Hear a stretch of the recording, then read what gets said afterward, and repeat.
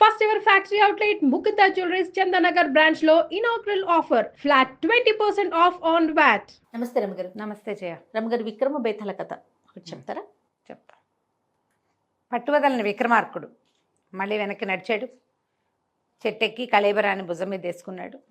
నడిచొస్తుంటే కళేబరాన్ని ఆశ్రయించుకుని ఉన్న భేతాళుడు రాజుగారితో మాట్లాడాడు. నీ ఓపిక్కి చాలా మెచ్చుకుంటున్నాను. మార్గాయాసం తెలియకుండా ఒక కథ చెప్తానన్నాడు. పూర్వమట మంత్రపురి గ్రామంలో భార్గవ శర్మని ఒక బ్రాహ్మణ ఆయన ఉండేవాడు. ఆయనకి నాగవేణి అని చూడ చక్కని భార్య ఉండేదట. ఈ భార్గవ శర్మ గారికి అన్నదమ్ములు లేరు, అక్క చెల్లెళ్ళు తప్ప. ఆయన కుటుంబానికి ఆయన ఒక్కడే. ఒక కుమారుడు కలిగితే బాగుండని చూశాడు. వాళ్ళ ఇళ్లలో రెండో పెళ్లి పద్ధతి లేదు. ఎన్నాళ్ళైనా సంతానం కలగల. ఆయన ఆ యజ్ఞం, ఈ హోమం, పుత్రకామేష్టని, అదని ఇదని ఎన్నో చేశాడు. ఎన్ని చేసినా సంతానం మాత్రం కలగలేదు. అయితే ఏమైందట, ఆ ఊరికి ఒక మంత్రసిద్ధుడు ఒక ఆయన వచ్చాడు. ఆయన అడవిలో ఏవో మూలికలు అవి ఏరుకోవటానికి వెళ్తున్నాను అంటే, ఈ భార్గవ శర్మ గారిని కూడా మీకు సాయం వస్తానని ఆయనతో పాటు వెళ్ళి ఆయన ఎన్నేళ్ల నుంచో వేటాడుతున్నటువంటి కొన్ని రకాల మూలికల్ని ఆయనతో పాటు తవ్వి తీసిచ్చి ఆయన సేవించాడు. అయితే ఈయన ఏదైనా ఒక అడుగు నీకేం కావాలో నేను ఇస్తానన్నాడు ఆయన సిద్ధుడు. అనేసరికి ఈయన అన్నాడు, భార్గవ శర్మ బాబు సంతానం కావాలండి, ఒక్క కుమారుడు కలిగేటట్టు అనుగ్రహించండి. మందో మాకో మంత్రమో తంత్రమో ఏదైనా ఒకటి చెప్పండి అంటే, ఆయన పరకాయించి చూసి, భార్గవానికి సంతానం లేరు, ఏ రుణాలు లేకుండానే నువ్వు గతించవచ్చు, లేని దానికోసం ఎందుకు తాపత్రయపడతావు, హాయిగా ఉండు, ఇట్లాగే నలుగురిని సేవించుకుంటూ అంటే, పుత్రుడు లేకపోతే పున్నామ నరకానే పోతాను ప్రభు, స్వామివారు ఏదో ఒకటి కరుణించండి కరుణించండి బాగా బతిమలాడాడు. సరే ఈయన అన్నాడు, సరే నా మంత్రసిద్ధిని నీకోసం ధారపోస్తానని అకాలంలో ఒక మామిడికాయని పండుని సృష్టించి ఇచ్చాడు. ఈ మామిడి పండుని భార్యతో తినిపించు, ఆమెకి మంచి సద్గుణాలు కలిగిన కుమారుడు జన్మిస్తాడు, మీకు దశుండి కాదు నా సిద్ధి వల్ల జరుగుతోంది ఇది అని చెప్పి ఇచ్చాడు. ఇచ్చేసరికల్లా సరే బాగానే ఉంది కదా అని తీసుకొచ్చి భార్యకి ఇచ్చాడు. ఆ నాగవేణికి ఇచ్చి, ఏమేవ్ ఇది చాలా అద్భుతమైంది, మరి సిద్ధుడు ఇచ్చిన పండు తప్పకుండా అద్భుతమైన కుమారుడు జన్మిస్తాడట, ఈ పండు నువ్వు తినవలసిందని భార్యకి చెప్పాడు. ఆమె కూడా సరేనంది. ఈరోజు సాయంకాలం లభించింది అది. ఆవిడేమనుకుంది, రాత్రిపూట ఎందుకు, రేపు ఉదయం తిథి నక్షత్రం వారం వర్జం లేకుండా చూసి రేపొద్దున స్నానం చేసి దేవతార్చన అయ్యాక తినచ్చని దేవుడి మందిరం దగ్గర పెట్టుకుంది. మర్నాడు ఆయన పొద్దున్నే ఆ సిద్ధుడు ఊరెళ్తున్నాడని ఈ భార్గవ శర్మ గారు ఆ సిద్ధుడు వెనకాలపడి వెళ్ళిపోయాడు. ఈ నీల నాగవేణి గారు ఇంట్లో ఉంది. పొద్దున్నే స్నానం చేసి పండు తిందామనుకునింది, స్నానం చేసింది, ఏవో అవి ఇవి పళ్ళు చక్క పెట్టుకుని దేవతార్చన దగ్గరకు వచ్చేసరికి ఆ పండు కాస్త లేదు. ఏం జరిగింది, ముందు రోజు సాయంత్రం ఆ పక్క ఇంట్లో ఉన్నటువంటి ఆదిలక్ష్మి అని ఒక ఆవిడ వీళ్ళ ఇంట్లోకి వచ్చింది. ఈ పండు తింటే పిల్లవాడు కలుగుతాడు, బోళ్ళంత బుద్ధిమంతుడు అవుతాడు, ఇది మన సిద్ధుడు ఇచ్చాడు, ఈ కబుర్లన్నీ ఆవిడ వినేసింది. ఆవిడకి 7 ఆడపిల్లలు, కొడుకు కోసం చూసి 7 కన్నది. ఈ పండు కొట్టేస్తే చక్కగా మగపిల్లాడు పుడతాడని ఆవిడ ఏం చేసింది, మర్నాడు పొద్దున ఈ నాగవేణి స్నానం చేసి తింటా వివరం అంతా చెప్పిందిగా, బావి దగ్గర స్నానం చేయాలి, ఈవిడ చల్లగా వీళ్ళ ఇంట్లోకి ప్రవేశించి ఆ పండు తస్కరించేసి నోట్లో వేసేసుకుంది. ఇల్లంతా వెతుక్కుంది నాగవేణి, ఎవరొచ్చారో ఎటా పోయిందో తెలీదు. ఇప్పుడు పండు పోయింది అంటే భర్త ఏమైపోతాడు, గుండె పగిలిపోతుంది ఆయనకి. ఆవిడ పరిపరి విధాల ఏడ్చి దేవునికి పరిపరి విధాల దండాలు పెట్టుకుని మాట్లాడకుండా ఊరుకుంది. సాయంకాలం భర్త వచ్చాడు, ఈమె పండు తిన్నావా అన్నాడు. నివేదన పెట్టి తిన్నానని చెప్పింది. మరి ఇంకేం చేస్తుంది, పోయిందని చెప్తే గుండె పగిలిపోతుందేమో ఆయనకని ఊరుకుంది. కాకపోతే పండు తిన్నాక ఊరుకుంటే ఎటా, 3-4 నెలల్లో గర్భవతి అవ్వాలి కదా. ఓ 3 నెలలు చూశాక, ఏమే ఇంకా నీకు నెల తప్పలేదు అని అడగటం మొదలుపెట్టాడు ఆయన. అందుకని ఈవిడే నెల తప్పానని చెప్పింది.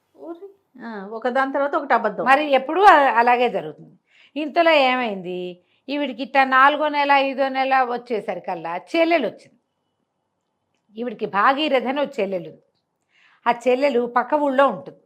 అస్సలు వాళ్ళకి పరమ కడుపేద వాళ్ళు అనమాట. ఆ భాగీరథికి 7-8 మంది పిల్లలు ఉన్నారు. ఈ అక్కకి పిల్లలే కలగల. ఈవిడ ఇన్నోసారి మళ్ళీ కడుపుతో ఉన్నాను అక్కయ్య అని చెప్పేసరికల్లా ఈవిడ ఎగిరి గంతేసి వస్తే నీ పుణ్యం ఉంటుంది, ఆ గర్భం తీయించుకునే ప్రయత్నం చెయ్యొద్దు, ఆ పిల్లాన్ని నాకు ఇద్దు కానీ అంటే మా ఆయన ఒప్పుకోవాలి కదా. సరే ఒప్పిస్తాను నేను, అని చెప్పి చెల్లెల్ని తన దగ్గరే కూర్చోపెట్టుకుని పోషించి చెల్లెలకి కనే నెలలు 9వ నెల వచ్చాక ఏం చేసింది, ఈ 9వ నెల వచ్చేదాకా ఈవిడ తను కూడా గర్భవతిగా ఉన్నట్టుగా నటించడం మొదలుపెట్టింది. చెల్లెల్ని పెద్దగా ఎవరికంటా పడనివ్వకుండా ఇక్కడే చెల్లెలు మామూలుగా ఉన్నట్టుంది, అంత పెద్ద కడుపుగా. పైగా ఏంటంటే ఆవిడ మొదటిసారి అయితే ఆశమా ఓసమా అంటారు, 5-6 పిల్లల్ని కన్నవాళ్ళు మామూలుగా తిరుగుతూ ఉంటారు. ఆయన ఏనాడు పెద్దగా మరదల మీద దృష్టి ఉంచల, ఈ గర్భవతిగా ఉన్న భార్య మీదే చూసుకుంటున్నాడు ఆయన. ఆ ఇల్లు పెద్దది, అమ్మాయి అతనికి ఎదురుకుండా రాకుండానే ఉన్నది. ఏమండి నేనేమో ఒంటరిదాన్ని, నాకు మొదటి కాన్పు, నాకేమీ తెలీదు, మా చెల్లెలతోటి వాళ్ళ ఊరు వెళ్తాను, పురుడు పోసుకుని కాస్త సంటి పిల్లాడి సేవంతా మా చెల్లెలు అలవాటు కదా, దానికి 4 పిల్లలు ఉన్నారు, చూసుకుంటుంది, పిల్లాడిని ఎత్తుకొస్తానండి అని చెప్పింది. సరేనని ఆయన బండి కట్టించాడు. బండి కట్టిస్తే వీళ్ళు చెల్లెలు ఊరి వైపుకి ప్రయాణం చేశారు. కొంతమేర వెళ్ళేసరికి చెల్లెలు భర్త ఎదురొచ్చాడు.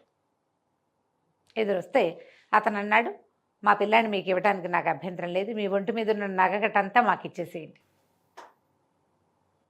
ఈ కన్న పిల్లాన్ని మీరు తీసుకోండి. వీళ్ళ అదృష్టం బాగుండి ఆ భాగీరథికి ఆ అడవిలోనే పురుడు వచ్చేసింది, మగ పిల్లవాడు పుట్టాడు. సులువు కాన్పులు అలవాటైన మనిషి 7-8 కాన్పులు కన్నది. ఆవిడ పురుడు పోసేసుకుంది హాయిగా, ఈజీగా. అక్కయ్యకి గైడెన్స్ ఇచ్చి డెలివరీ చేసుకున్నాక ఆ పిల్ల ఈవిడేం చేసింది, ఆ పొట్ట కట్టుకున్న బట్టలని విప్పి అక్కడ బారేసి ఆ పిల్లాన్ని ఎత్తుకుని కూర్చుంది. మెళ్ళో ఉన్న నగ నాణ్యం అన్నీ మరిది చేతిలో పెట్టింది. నువ్వు మళ్ళీ మా ఊరు రావద్దు, భాగీరథి పిల్లాడి పెంపకం అన్నాళ్ళు మా ఇంట్లో ఉంటుంది, నువ్వు పై పిల్లల్ని చూసుకో, ఏమైనా ఇంకా డబ్బులు కావాలంటే నేను ఇస్తా, నువ్వు మాత్రం ఇప్పట్లో రావద్దని చెప్పేసింది మరిదిలో. ఆయన తన ఊరు వెళ్ళిపోయాడు. ఈవిడ మళ్ళీ బండి కట్టించుకుని పిల్లాడిని ఎత్తుకుని పురుడు వచ్చేసింది. మా చెల్లెలు కూడా నా దగ్గరే ఉంటానంది, వాళ్ళ ఇంట్లో వెసులుబాటుగా లేదండి అని పిల్లాడిని ఎత్తుకుని తీసుకొచ్చింది. సరిగ్గా ఈ పిల్లవాడు పుట్టిన సమయానికే ఒక 5-6 రోజులు అటు ఇటుగా పక్కింట్లో కూడా ఒక కుమారుడు కలిగాడు. మరి ఆవిడ తిన్నదిగా మామిడి పండు, వాళ్ళు మాధవుడు అని పేరు పెట్టుకున్నారు. వీళ్ళ పిల్లాడికేమో ఈయన ఈ భార్గవ శర్మ గారు వరదుడు అని పెట్టాడు. సిద్ధుడు ఇచ్చిన వరం వల్ల పుట్టాడు కదా, సిద్ధవరదుడు అని పేరు పెట్టుకున్నాడు. ఈవిడ చూసి చూడకుండా, భర్త చూడకుండానే చెల్లెలతోటి పాలిప్పిస్తూ మరి దాని పిల్లాడే కదా చెల్లెలి పిల్లాడు, తల్లి పాలు తాగుతూనే పిల్లాడు పెరిగాడు. అయితే ఈ తెలియనితనము, తల్లి ఇక్కడే ఉండటం, పెంపుడు తల్లి, ఈ తండ్రి ఏమో లేక పుట్టిన సంతానం మీద ఉన్న ఆసక్తితోటి పిల్లవాడిని అతిగారాభం చేశారు. ఆయన అడిగాడు, ఏమైంది నీ నగలన్నీ ఏవే ఇట్లా బోసిమొహం వేసుకుని ఉన్నావంటే, ఏమండి పురుడయ్యాక స్నానం చేద్దామని నగలన్నీ తీసి ఓ పక్కన పెడితే ఎవరో దొంగలు ఎత్తుపోయారండి అంది. పోయినాయి అనుకున్నాడు ఆయన. పిల్లాడు పుట్టాడు కదా. క్రమంగా వరదుడు ఈ పిల్లాడు రౌడీగా తయారయ్యాడు. అల్లరివాడు, పెంకివాడు, మొకురువాడు, మాట వినడు, మొండి, మూర్ఖుడు, ఎన్నో.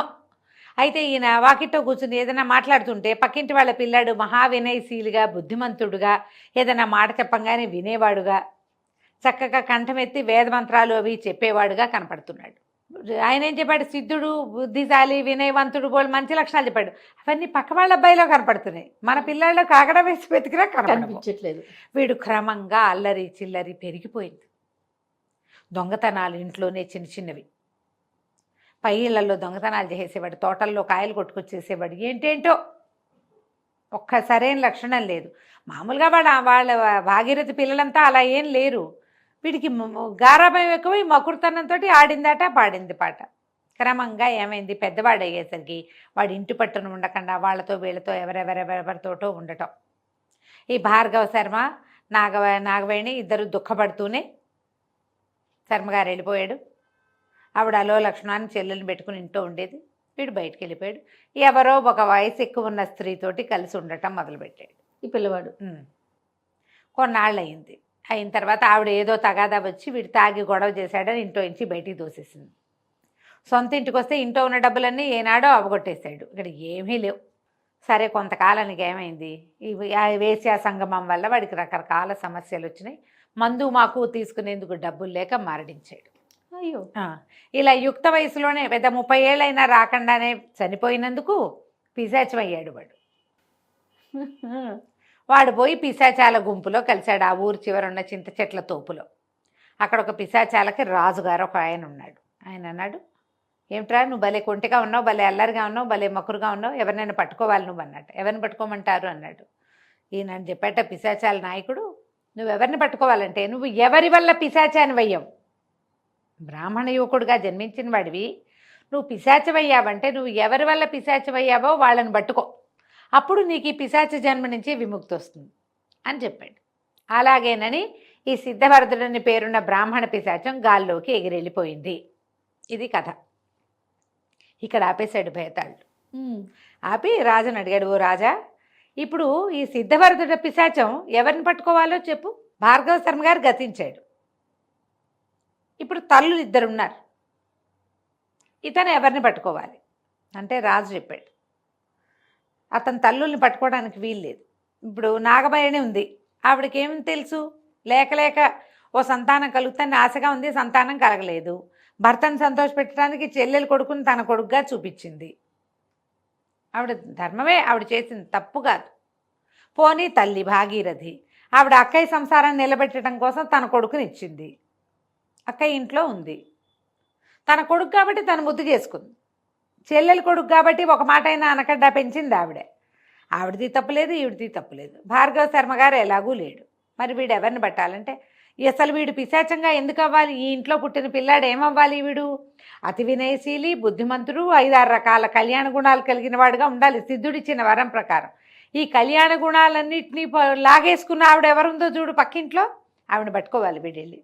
ఆదిలక్ష్మ వల్లే వీడు పిశాచమయ్యాడు. లేకపోతే వాళ్ళ అమ్మ దగ్గర లేమిలో పానే పెరిగేవాడు వాడు పాపం. వాళ్ళ అమ్మింటోనే పుట్టాడు అనుకో, అమ్మ నాన్న దగ్గరే పుట్టాడు, వాళ్ళ దగ్గర ఏదో ఇంత పిసరే ఉంది, అంతే చక్క పని పాట చేసుకుంటూ బుద్ధిమంతుడిగా ఉండేవాడు. వాడి పైన 6 అక్క చెల్లెలు బుద్ధిమంతులుగానే ఉన్నారు.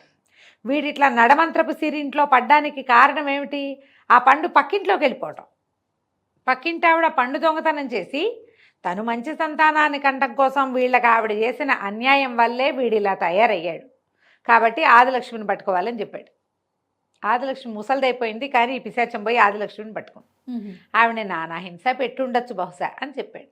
చెప్పేసరికి భేతాళుడికి నవ్వొచ్చింది. ఇది కరెక్ట్, నువ్వు చాలా బాగా చెప్పావు, నువ్వు ఎంతో మంచి మాట చెప్పావు కాబట్టి, అయినా కూడా నువ్వు మాట్లాడావు కదా, నువ్వు మౌనభంగం చేసావు, నేను పోతున్నానని మళ్ళీ భేతాళుడు శవంతో సహా చెట్టెక్కేశాడు.